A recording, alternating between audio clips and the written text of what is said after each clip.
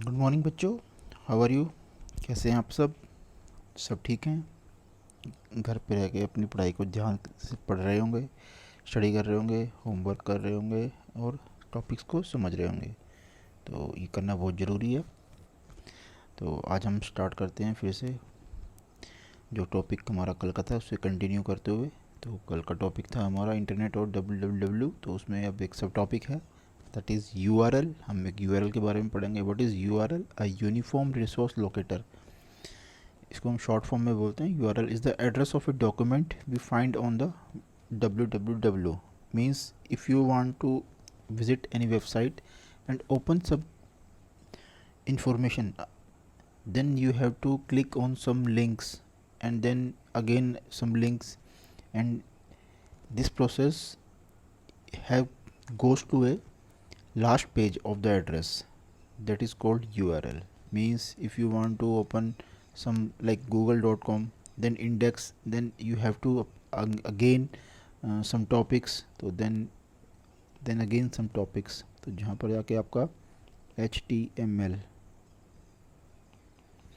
जहाँ पर जाके आपका पेज ख़त्म हो जाएगा, जहाँ पर आपको इन्फॉर्मेशन मिल जाएगी, the full address is called URL। उसको हम बोलते हैं URL। ठीक है।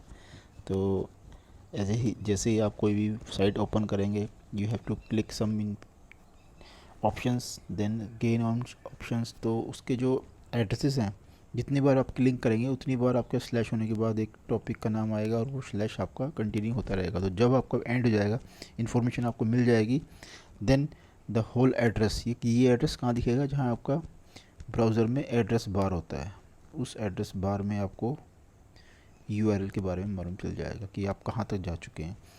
तो अब हम देखते हैं टाइप ऑफ वेबसाइट कौन कौन सी होती हैं। क्योंकि आप वेबसाइट को विजिट कर रहे हैं, तो there will be two type of website, static और dynamic. Static website is one that has web pages store on the server in the format that is sent to a client web server. It is primarily coded in HTML।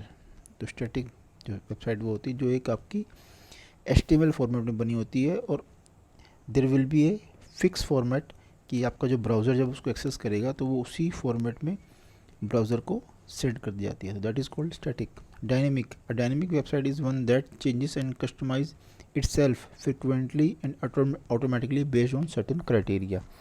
कुछ criteria के base पे वो automatically अपने आप को change करती रहती है इन्फॉर्मेशन के बेस पर। ठीक है। तो www कैसे काम करता है? ये आपका नेटवर्क है, ये आपका वेब सर्वर है जहाँ आपकी इन्फॉर्मेशन स्टोर है। This is your web browser, जो आपका कंप्यूटर है या आपका कंप्यूटर क्लाइंट का कंप्यूटर है। It will request for the web page, यहाँ से वो रिक्वेस्ट करेगा नेटवर्क पे, अपने नेटवर्क के थ्रू, जो नेटवर्क उसके पास है। Then network send the request to web server. Web server क्या करेगा? वेब पेजेस को HTML की फॉर्म में नेटवर्क को भेजेगा और नेटवर्क उसको क्लाइंट की तरफ भेज देगा। That is the way of working of www। तो then next, web is a two tiered architecture.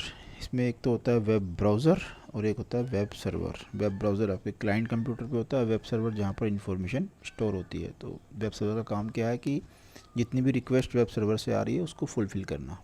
ठीक है। डोमेन नेम सर्विसेज, इसको DNS बोलते हैं।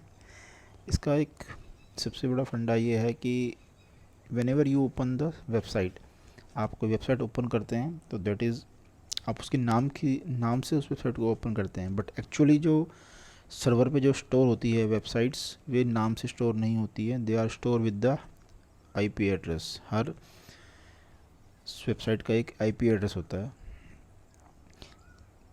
उस IP एड्रेस के बेस पे ही सारा काम होता है। बट हम IP एड्रेस को याद नहीं रख सकते, कितने IP एड्रेस को हम याद रहेंगे? तो that's why a local DNS server होता है एक आपका, जहाँ पर हर वेबसाइट का एक IP एड्रेस को मेंशन, मींस IP एड्रेस के सामने उसका नाम लिखा होता है। तो जब भी हम कोई नाम लिखते हैं तो सबसे पहले ये उस सर्वर के पास जाएगा, उस नेम्स के कोरस्पॉन्डिंग IP एड्रेस को सर्च करेगा, देन उस IP एड्रेस को ये वेब सर्वर के पास रिक्वेस्ट करेगा।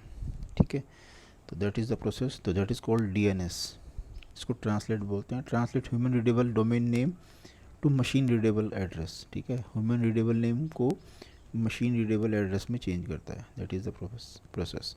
Domain is our website name, जैसे जैसे हमारा है python.mykvs.in, इसी in is primary domain, mykvs is sub domain, यहाँ पर ये क्या है, ये सब डोमेन है, end of in and Python is sub domain of mykvs, ठीक है।